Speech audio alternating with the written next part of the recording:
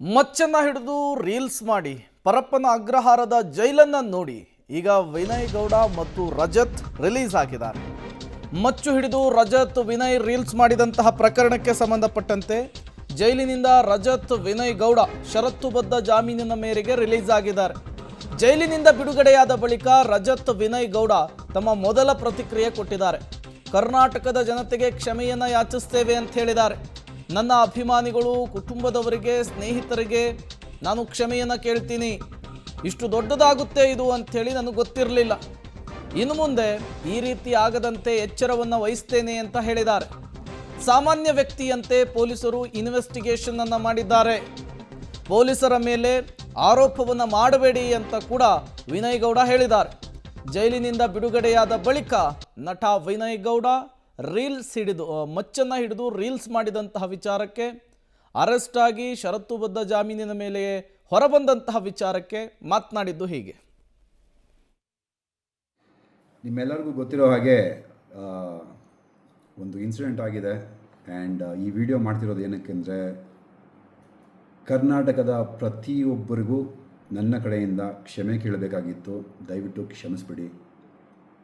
ಕಳೆದ 4 ದಿನಗಳಿಂದ ನೀವು ಟಿ ವಿನಲ್ಲಿ, ಯೂಟ್ಯೂಬ್ನಲ್ಲೆಲ್ಲ ನೋಡಿರ್ಬೋದು, ಒಂದು ಮಚ್ಚಿನ ಕತೆ ನಡೀತಾ ಇದೆ. ಅದಕ್ಕೋಸ್ಕರ ನಾನು ಕ್ಷಮೆ ಕೇಳಬೇಕಾಗಿತ್ತು. I am really sorry. Especially ನನ್ನ ಫ್ಯಾನ್ಸಿಗೆ, ನನ್ನ ಫ್ಯಾಮಿಲಿಗೆ, ಪ್ರತಿಯೊಬ್ಬರಿಗೂ ಸಾರಿ ಕೇಳಬೇಕು ಅಂತ ಈ ವಿಡಿಯೋ ಮಾಡ್ತಿರೋದು. ಮೊದಲನೇದಾಗಿ ನನ್ನಿಂದ ತೊಂದರೆ ಆಗಿರೋದು ನನ್ನ ಫ್ಯಾಮಿಲಿಗೆ, ನನ್ನ ಹೆಂಡತಿಗೆ, ನನ್ನ ಮಗನಿಗೆ ದಯವಿಟ್ಟು ಕ್ಷಮಿಸ್ಬಿಡಿ. ಅದಾದಮೇಲೆ ನನ್ನ ಸ್ನೇಹಿತರಿಗೆ ತುಂಬ ತೊಂದರೆ ಆಗಿದೆ.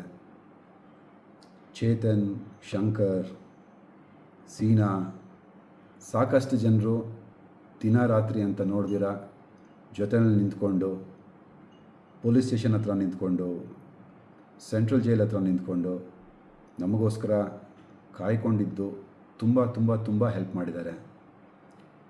ನಮ್ಮ ಅಕ್ಕ ಅಪರ್ಣಕ ಮತ್ತು ನಮ್ಮ ಭಾವ ತುಂಬ ಓಡಾಡಿದ್ದಾರೆ. ಈ ಒಂದು ಪ್ರಕರಣಕ್ಕೆ ತುಂಬ ಹೆಲ್ಪ್ ಮಾಡಿದ್ದಾರೆ. ಆ್ಯಂಡ್ ನನ್ನ ಪ್ರೀತಿಯ ಮಾಧ್ಯಮ ಮಿತ್ರರಿಗೆ ಕ್ಷಮೆ ಕೇಳಬೇಕಾಗಿದೆ. ದಯವಿಟ್ಟು ಕ್ಷಮಿಸ್ಬಿಡಿ. ನನ್ನಿಂದ ತಪ್ಪಾಗಿದೆ ಅಂದರೆ ಒಂದು ಮಾಡಬಾರ್ದಂಥ ಒಂದು ಆ ಮಚ್ಚನಿಟ್ಕೊಂಡು ಮಾಡಿರೋ ವಿಡಿಯೋ ಇಂದ ಇಷ್ಟೆಲ್ಲ ತೊಂದರೆ ಆಗಿದ್ದು. ಸೊ ದಯವಿಟ್ಟು ಕ್ಷಮಿಸಿ. ನಿಮಗೆಲ್ಲರಿಗೂ ತೊಂದರೆ ಕೊಟ್ಟೆ. ಈ ಒಂದು ವಿಷಯ ತುಂಬ ದೊಡ್ಡದಾಗಿ ಬ್ಲೋ ಅಪ್ ಆಗುತ್ತೆ ಅಂತ ನನಗೆ ಗೊತ್ತಿರಲಿಲ್ಲ. ಸೊ ಇಷ್ಟು ದೊಡ್ಡದಾಗಿರೋ ವಿಷಯ ನಂದು ತಪ್ಪಿದೆ, ಇಲ್ಲ ಅಂತ ಹೇಳ್ತಿಲ್ಲ.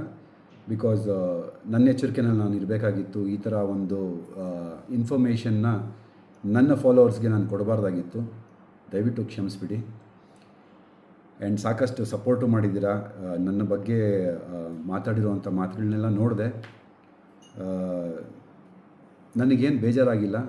ನೀವು ಮಾಡಿರೋದು ನಿಮ್ಮ ಕೆಲಸ. ನನ್ನ ಕಡೆಯಿಂದ ಕ್ಷಮೆ ಇರಲಿ ಅಂತ ನಾನು ಕೇಳ್ತಾ